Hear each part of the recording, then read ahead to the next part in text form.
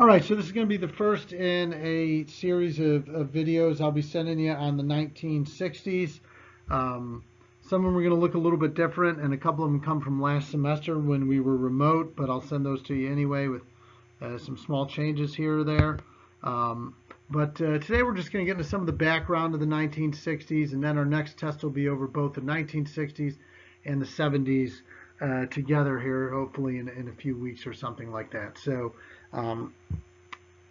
So basically, the 1960s are really kind of two different decades. The 1960s start off really well. Everybody seems to be happy, very similar to the 1950s. And of course, by the end of the decade, there's so many problems: social unrest, the civil rights movement, and the issues that the problems that come with that, Vietnam, drug abuse, and lots of other problems that really kind of plague America during the 1960s. Make sure to keep checking Moodle for assignments, and I'm also going to start putting some guided notes for you up there that you can use to kind of help you through the stuff that we're talking about in each unit here. So hopefully that can help you out a little bit. So let's go ahead and kind of get right into talking a little bit about the 60s. All right, so what's the background here? Really, the 1960s proved to be in a lot of ways a more socially divisive decade in American history, meaning socially divided.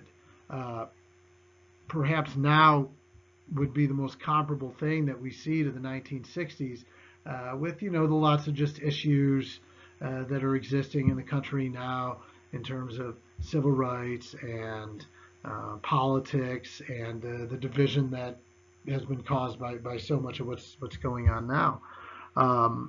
But in the 1960s, we're really divided as well. But like I said, things started off really as well as the 1950s had ended.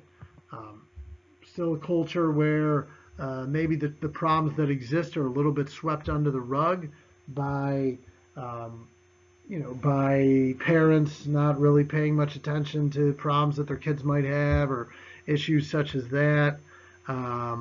People didn't want to recognize that there was some cultural changes going on because we want to recognize and appreciate what's great about the world we're living in now. The number one fear, the number one concern that everybody still has on most people's mind in 1960 is communism and nuclear war and the problems that might bring about. So what we see about, that remember when we would always talk about, when we're talking about the 50s, the neat social construct. The neat social construct would begin to be kind of broken down in the 1960s as that ideology from the 50s begins to fade when we start to see the need for big social change. And that social change in regards to the Vietnam War, in regards to the civil rights movement, in regards to rights for women, Latinos, other groups that had often been ignored in our history, especially during the 1950s.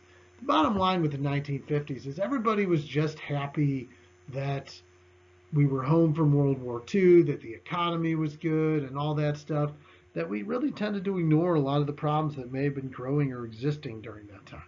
And when the 1960s comes around, they really start to manifest and show themselves. Okay, so obviously the most prominent figure, one of the most prominent figures of the 1960s is Martin Luther King Jr. Nobody embodies the civil rights movement more than Martin Luther King Jr. He was an eloquent speaker. He was able to get people from different walks of life to follow and listen to the words that he would say. The thing about Martin Luther King Jr. was he broke every stereotype that white people in the 1950s and before had expected of African Americans, African American men in particular. Martin Luther King was educated. He was well spoken. He was good looking, right? He kind of had all those things going for him. And basically, to many people, he sounded like a white man would sound, okay? He was an eloquent speaker. He, again, smashes racial stereotypes that exist in what the social expectation is for African Americans. And remember, with Martin Luther King Jr. bringing more whites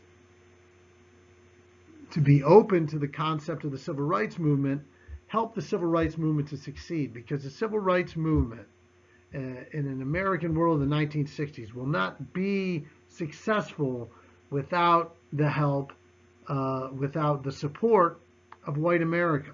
Okay, not white America in the South. We're talking more about whites in northern urban cities who are more open to racial diversity and things like that. These people hear Martin Luther King speak, and they're impassioned and emboldened by him as well to try to make a positive difference, for many of the problems that they see in the world. Okay, Martin Luther King's ideology is one of nonviolent resistance. Nonviolent resistance is the best course of action to combat the racial problems that exist in the country. And it's a powerful image. When the television, here's another example of the importance of television, when the television captures a scene like Selma, Alabama, where peaceful black protesters are just walking across a bridge to be attacked by white police officers with fire hoses and cattle prods and things like that, and not physically fight back, it sends a message. It shows us who the bad guys in that situation are. And it's a powerful message to Americans in more northern and racially diverse places that just don't realize the racial issues that exist in many parts of America during this time. And Martin Luther King, being who he is, preaches this nonviolence, which he kind of took from Gandhi, what he learned from Gandhi, that this is the way to make a positive difference and make sure that you're not vilifying African Americans by fighting back. Instead, you're showing the true colors of racist whites in the South who are attacking peaceful protesters who only want fair and equal rights. So, again, like I said before, Martin Luther King's eloquent way of speaking and his impassioned way of speaking make him an incredibly respected figure among both blacks and whites in America, and really allow, with a face, with a figure to be in charge of it, the civil rights movement to really have a lot of success during the 1960s. Okay, unfortunately, Martin Luther King Jr.'s assassination in 1968 would kind of put an end, in many ways, to the civil rights movement in the 1960s, because they didn't have a leader to kind of rally behind after Martin Luther King Jr. was killed.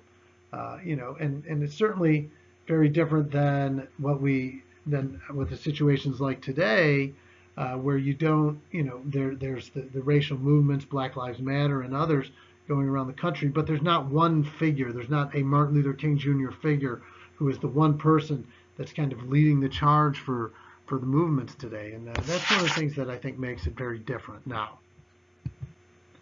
Martin Luther King's most notable moment was on August 28, 1963, at the Lincoln Memorial in D.C., where he gives the I Have a Dream speech.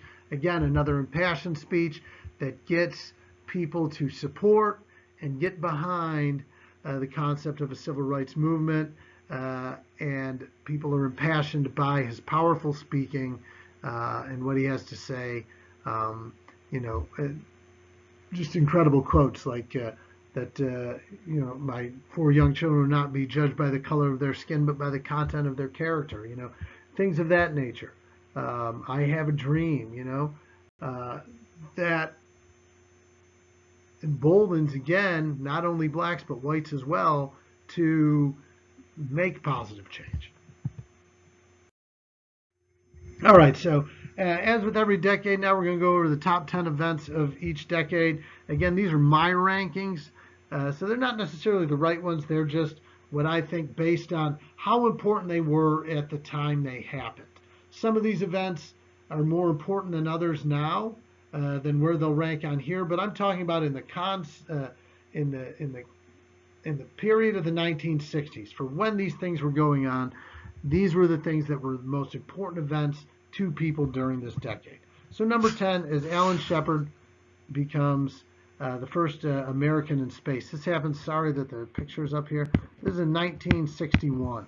Okay, so Alan Shepard becomes the first American in space in 1961. This is really important to us in America because the Soviet Union had already gotten to space, and they'd already put a man, Yuri Gagarin, in space, and it was very important that we did the same thing. So, within months of the Soviet Union getting into space, we put a man in space too. He doesn't really do anything. He just goes up there for a little while, but we've done the same thing because the space race is a big deal in the 1960s. Number 9, the Democratic National Convention riots in 1968. So 1968 was a really bad year. Okay, we wouldn't have another year this bad in United States history until 2020. The Democratic National Convention riots in 1968 were the result of all kinds of bad things happening in 68. Robert Kennedy was assassinated, Martin Luther King was assassinated, the Vietnam War was going bad, and then they have this Democratic National Convention for president, and there's these huge riots out there with police attacking protesters and things like that. With the news catching so much of it, it really hurt the Democratic Party and allowed Richard Nixon, essentially really helped him win the presidency in 1968. So that was a big deal in its time. Number 8 is John Glenn orbits the Earth. John Glenn from Ohio becomes the first man to ever orbit the Earth in space. This happens in 1962 and is again another big event in the space race. Doesn't really do much, isn't a big deal, doesn't benefit the world in any way, or he doesn't bring anything back with him. But the fact that we did this before the Soviets is a big win for us in winning the space race. And whoever wins the space race, they're the best country in the world. So that's really important. Number 7 is the Cuban Missile Crisis in 1962. And write this down also. The Cuban Missile Crisis was the closest that the Soviet Union and the United States ever came to nuclear war. Okay, this is the closest the world ever came to nuclear war. Came down to a few days. There were some nuclear warheads that were moved from the Soviet Union into Cuba, and U.S. CIA intelligence found out about it, and we, told the Soviet Union to get them out of there, and the Soviets didn't want to get it out of there, and it almost resulted in war. The American public didn't know quite how close we were to war, but the government did, and it got as close as that Soviet vessels, Soviet fleet of ships, were nuclear submarines too, were on their way over to Cuba, about to go to war maybe with the U.S., but the U.S. ships turned them back right before war was going to happen, and nuclear war was averted. So this was the closest we ever came to actual nuclear war, which is a good thing it didn't happen. Number 6. In terms of a social event, nothing is bigger in the 1960s than when the Beatles make their debut in the United States in January of 1964 on the Ed Sullivan Show. This was a huge moment. It shows again the power and influence of television, the power of influence of music, and the growing popularity of rock and roll. And the Beatles, of course, would come to dominate music in the 1960s, very much as Elvis had dominated music in the 1950s. Event number 5 is the March on Washington in 1963, the pinnacle moment of the Civil Rights Movement. This is where Martin Luther King gave his I Have a Dream speech, and a million people came to D.C. to protest for voting and civil rights. Finally got the attention and the support of the federal government with President Kennedy and others. So kind of like the big moment, the pinnacle moment of the Civil Rights Movement. Number 4, of course, is the assassination of Martin Luther King Jr. In April 4th, 1968. This effectively ended the Civil Rights Movement, at least for a time, because after, as I mentioned before, after Martin Luther King Jr. is killed, there's really not a leader that's as charismatic, as powerful, or as eloquent as MLK to kind of take his place in the movement. And we see the Civil Rights Movement for African Americans kind of take a back seat a little bit after MLK's assassination. The number 3 event of the 1960s is the Vietnam War, which also goes into the 1970s. But the Vietnam War in the 1960s, of course, results in a lot of protests and people dodging the draft and things like that. The Vietnam War is really maybe the first war, at least the only war really in modern American history that is so reviled and disliked by the American people that we see so much protest about it. We don't know why we're fighting there. We don't care about what's going on over there. Why is it our problem? And this dominates much of the late 60s and the early 70s about what's going on in America. The number two event, and this was a tough one, the number two event of the 1960s was August 1969, the moon landing. Again, it's another thing with space. It doesn't really get us anything. There's nothing on the moon to really bring back other than some rocks. But again, it's the fact that we did it before the Soviet Union.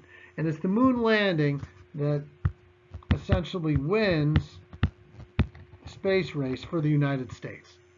Late 1969, and everybody, because they had like a TV feed for it, so everybody was watching their TV to see, Neil Armstrong say, one small step for man, one giant leap for mankind, and that was probably a rehearsed line, but it's a huge moment.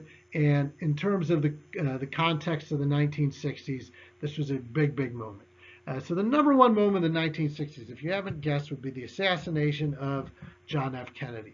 JFK was this president who was extremely popular. He was the same age as a lot of the parents, the people that fought in World War II. He himself fought in World War II, so he had this great way of speaking and really spoke to a younger generation of Americans. And his assassination is that pinnacle moment in like that generation's life. Like people my age, my generation, like that big moment in our lives, that thing where you'll never forget where you were when it happened was when 9/11 happened. But people now, probably your grandparents, or maybe even a little bit older than your grandparents, that big moment for them, the generation defining moment is when JFK was assassinated. And it represented kind of the end in some ways of the 1950s. And we'll talk about JFK a little bit more here. That's a picture from the March on Washington in 1963. You'll notice some white leaders there, predominantly African Americans, but some white leaders there to support the movement as well in the 60s. So mostly African American, but again, the support of white Americans is going to play a big role in the success of the civil rights movement, because that was America in the 1960s. We have a lot of social and racial issues certainly that are still prevalent today, but even more so in the 1960s. You needed powerful people to get behind movements for change, and in 1960s America, most of the powerful people were white. So, all right. Another big moment in the history of the 1960s is the 1960 presidential debate. This was the first presidential debate that was ever televised, the first one ever be on television. And we see really the power of television being very apparent when we get that first ever televised debate between Richard Nixon and JFK in 1960. Okay? So it's Kennedy versus Nixon. And basically, this is how it played out. This is the first time you ever had a debate on television. And Richard Nixon was kind of a weird guy, and he goes in for the debate. Kennedy had gone in earlier. He had kind of a good tan going a little bit. He did the makeup and everything before the TV started. Nixon, he's like, I'm not going to do any of that makeup stuff. That's for women, whatever. So he goes in there. He doesn't make himself to look nicer. And actually, Nixon was kind of clumsy. So when he was getting out of his car, he banged his knee on the car door, which really hurt his knees, which were already bad. So he kind of had a limp and was in a lot of pain. And people watched this on television with close-ups of both guys, while Kennedy, who's anyway is a little bit younger than Nixon, appears confident and attractive and ready to go. Nixon on TV looked a little more anguished and sweaty and not as comfortable, in part because he was in pain and in part because he wouldn't do makeup or anything like that. So, here's the power of television. Everybody that watched the debate on television said Kennedy won the debate because they were influenced by his appearance over Nixon. While a majority of people, or more people, that listened to it on the radio, because it was still on the radio, said Nixon had won the debate because they were just listening to the words and the things that were said.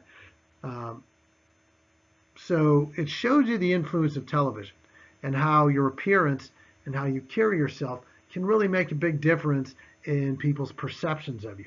So TV is here, and TV is influential, and TV is a powerful tool in America, as proven again in the 1960 presidential debate. So how does this influence the election?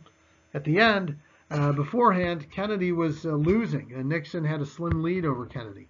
Afterwards, Kennedy goes on to win the election, and he gives eloquent speeches. The torch is passed to a new generation of Americans. He was a World War II veteran. He represented the whole ideology of the nuclear family. He had 2 small children and a beautiful wife and all that stuff. And that's what JFK kind of represented to people. He was them. And this catapults him to winning the presidency in 1960, largely helped by his appearance on television. So in 1960, again, Kennedy wins the election over Richard Nixon, who was the vice president beforehand. Again, Kennedy really is charismatic and a great speaker. He embodies the social ideals from the 50s. Like I said before, he's got this beautiful wife and cute kids and kind of all the things that people want to see in themselves. They can kind of see through Kennedy. And he represents this new generation. And he's not afraid to talk about being the representative of this new generation either. All right, so let's move on just real quick here, and then we'll be done. Talk a little bit about the influence of TV news and politics during the 1960s. So the debate, like which we just talked about, TV news is going to play a really, really big role in the 1960s, bigger than ever before. We see it in the debate. We see in the news coverage of major events, whether it's Vietnam or Kennedy's assassination or Martin Luther King or Robert Kennedy's assassination or events of the civil rights movement. The news is going to shape people's opinions and ideas about the things that they're seeing. We see the prevalence of campaign ads and the influence that campaign ads can have on affecting people's opinions about different politicians. We see all that right now this time of year. There's all kinds of campaign ads for, whether it's Trump or Biden or, congressional races, Mike Turner, Desiree Tims, whoever that might be. You can use campaign ads to affect public opinion positively about you or negatively on your opponent. And we start to see this used in commercials very frequently during the 1960s. We also see the coverage of the civil rights movement in Vietnam become very important. Martin Luther King and the civil rights movement, painting the picture of how oppressive things in the South are through the treatment of African Americans by Southerners. That's a big deal. That gets seen around the country, and that affects people's perceptions on civil rights and racial issues in America. Very much the same way, Vietnam is the first war that people can actually watch on television. That's something we're going to talk about. That's something we're going to talk about in the next video a little bit more. And I got an assignment for you about the war on television in Vietnam, as well as one about nonviolent protest movements. Those are both available on Moodle. So we see these movements and their influence and what they can do. And Vietnam on television is the first time people can watch a war and they see the war, and it's not what they expect to see, and it really affects people's perceptions of our military and the people fighting this war in a really negative way. Of course, the moon landing is the most watched television event of the 1960s, maybe the most in terms of percentage of TVs watching it. Was like the biggest TV event of the 60s. Some great accomplishment. We've landed on the moon and we've won the space race or whatever that might be. So that's a really big deal for people as well. TV news anchors are really important people to us during the 1960s and beyond. Nowadays, when you have people spouting off about fake news and this and that, it's a little bit different today. But in the 1960s, our news folks were very trusted individuals. Most notable of all was Walter Cronkite, who was the news guy from CBS. That's him there.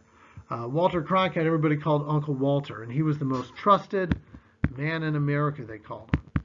And he would be the main anchor for CBS News until 1981, I think. But people called him the most trusted man in America. Because back then there was no like 24-hour news stations. You would have these guys that would just come on and tell the news and tell stories in really eloquent and good ways to people that would just report the news, and they were passionate about it. You know, when Martin Luther King or JFK were killed, you know, Walter Cronkite came on the news and talked about it and was passionate about it and emotional about what happened, genuinely caring that you know, we are a nation that's grieving. You know, you don't see that as much from news folks anymore because there's so much bias involved in news and everything. But back then, these guys just reported the news. The most notable being Walter Cronkite, right up there. And then the other one, this is the NBC News guy, a guy named John Chancellor. These people are celebrated, admired, and trusted figures in America. Uncle Walter, the most trusted man in America. Anyway, that's all I have for your notes here. I'll get another video for you in the next couple days on the 60s. Remember to check Moodle for all those assignments you need to get caught up on and anything else. And I'm here if you have any questions. All right, so that's that. We will see you later.